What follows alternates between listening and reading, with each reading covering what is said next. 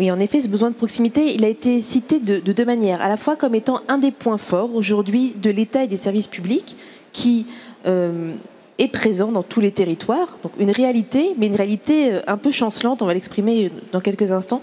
Donc, vous voyez, le terme proximité apparaît à la fois comme constat et on dirait comme aspiration dans le nuage de mots que vous voyez là, dans lequel on peut voir aussi beaucoup d'autres aspirations qui ont été exprimées autour de la décentralisation, de la simplification, de l'efficacité, de la transparence. Plus d'aspirations que des réalités. Vous allez voir, il y a beaucoup de mécontentements qui sont cristallisés autour de l'organisation de l'État et des services publics.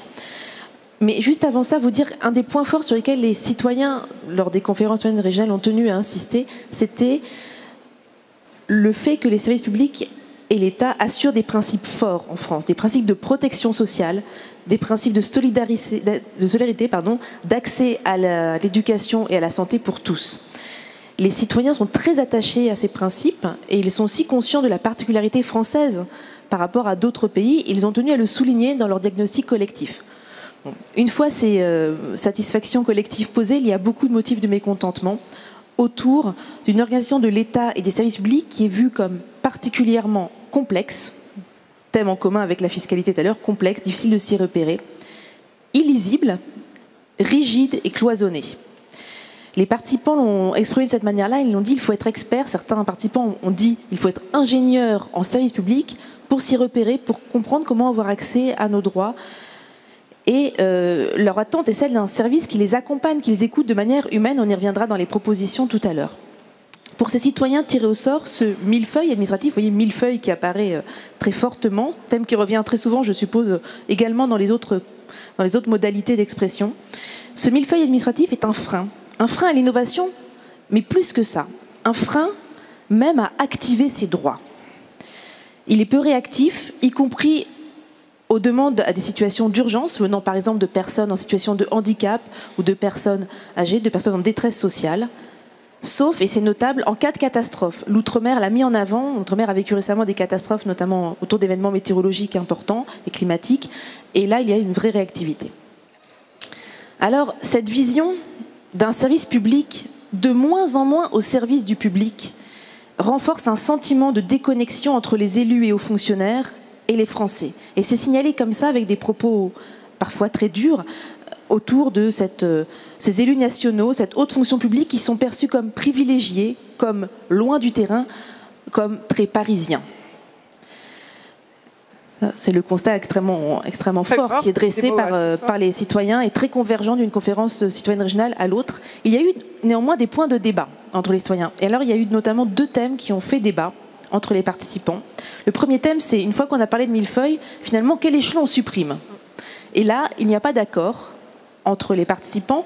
On peut dire que même si plein de niveaux sont cités comme pouvant être supprimés, les départements parfois, le Sénat parfois, le CESE d'autres fois, en fait, ce qui est vu comme intouchable, c'est le niveau communal et dans une moindre mesure le niveau intercommunal qui sont perçus comme beaucoup plus proches, donc répondant à cet enjeu de proximité, beaucoup plus souple et réactif.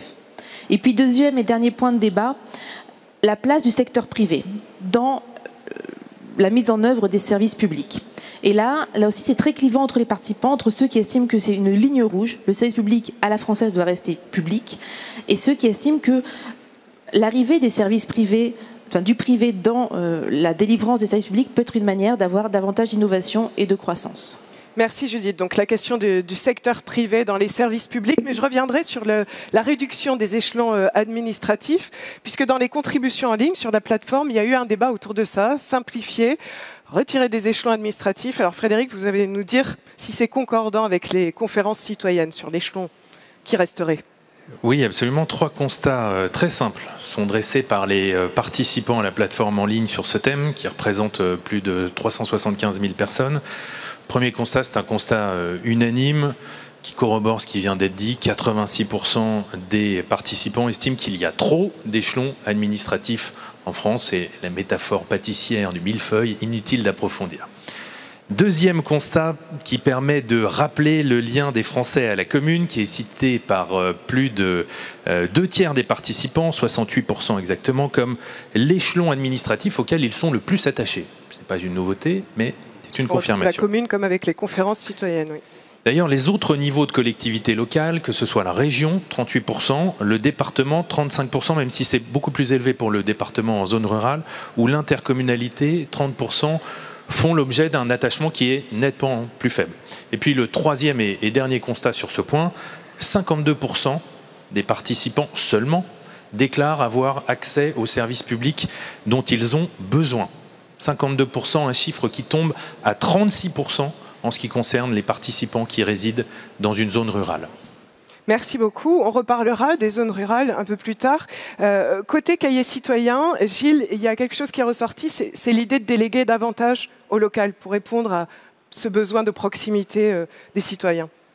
Oui, merci Émilie. Et sur les cahiers citoyens et réunions locales, au-delà de ce qui a déjà été dit par nos confrères, nous avons observé 3 constats supplémentaires.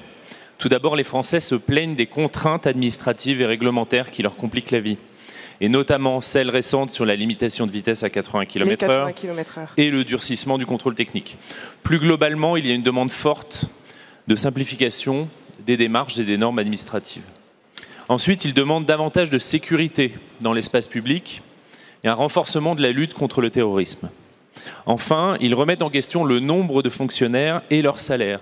Alors parfois pour les réduire, notamment s'agissant des hauts fonctionnaires, on y reviendra, parfois pour les augmenter, s'agissant des services publics essentiels. Et alors dans les contributions collectives, dans les réunions, on voit réapparaître cette idée de trop d'échelons administratifs ? Oui, dans les réunions locales, les participants ont également insisté sur la nécessité de réduire le nombre d'échelons. On verra les propositions qu'ils font à ce sujet pour simplifier ce qu'ils appellent le millefeuille administratif.